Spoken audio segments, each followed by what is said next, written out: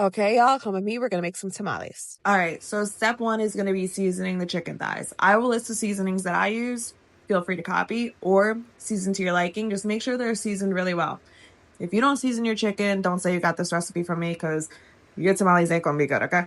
Season them well and let them marinate for about an hour or so. And once that chicken is done marinating, we're gonna go ahead and sear it up. So over medium-high heat, go ahead and crisp it up for about 2 to 3 minutes on each side until you get that golden color. And then remove the chicken from the pot, keep it to the side, but leave all that goodness at the bottom because we're gonna want that for our next step, that's flavor. Once you're done searing the chicken, you're gonna go ahead and add your veggies straight back into the same pot. Add a little olive oil if you need to, if it's a little dry. We're going to sear up I have some onion, garlic, bell pepper, poblano pepper, jalapeno, and some celery. I'm going to cook this down, let it get a little bit soft, soak in that flavor, then we're going to pop our chicken back in. Go ahead and start adding your chicken in one by one. And you see all that leftover juice in there? You're going to go ahead and save that because we're going to toss that right back in that pot. Now that your chicken is back in the pot, you're going to go ahead and fill that up with some water. I added about a tablespoon of chicken bouillon to that, as well as some chili lime seasoning, a half a lime.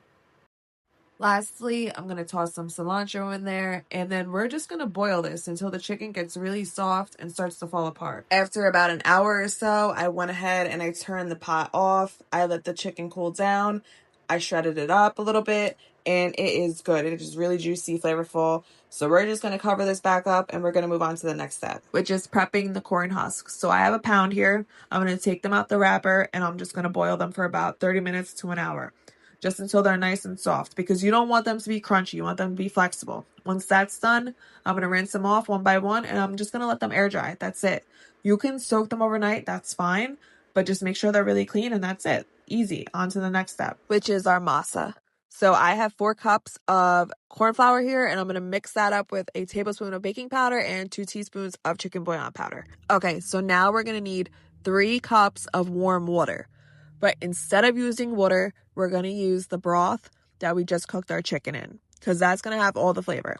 So now you're just going to pour in 1 cup at a time, and you're just going to mix it up real good until we get that consistency that we're looking for, which should look like this.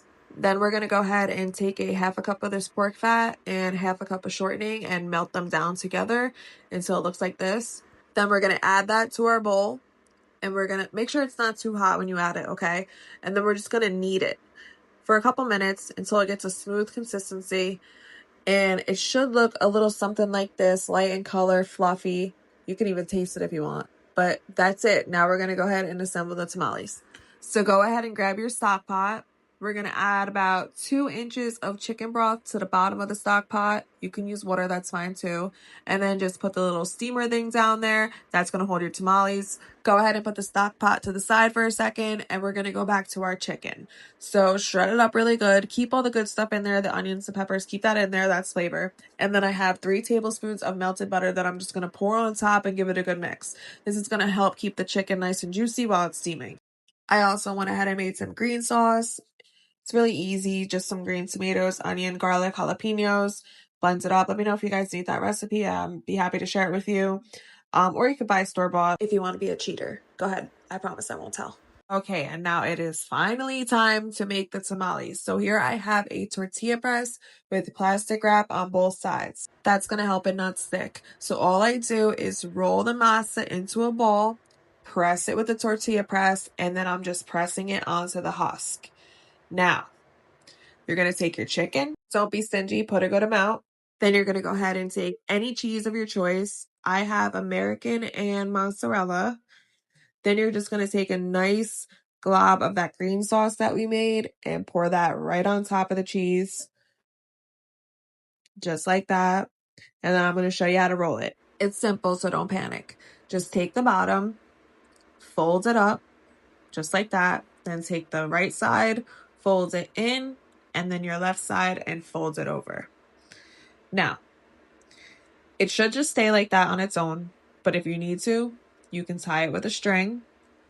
And then just to clean up the top, I just cut it with a scissor just to make it even. You don't have to do that. I know it's a little extra. And that's all. That's it. Done. And you're just going to repeat that process over and over again until you make as many tamales as your little heart desires, okay? Stack them like this. Make sure they're standing upright.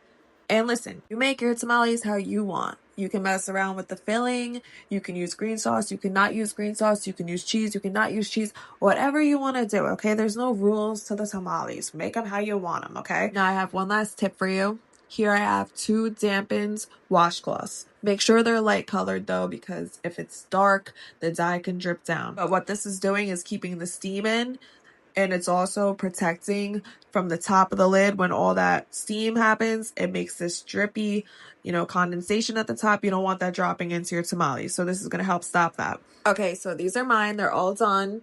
I can't really tell you exactly how long to cook them for. I cooked mine for about an hour.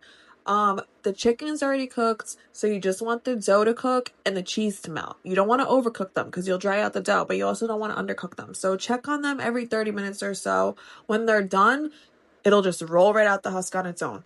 And as you can see here, the cheese is all nicely melted. The masa is nice and fluffy.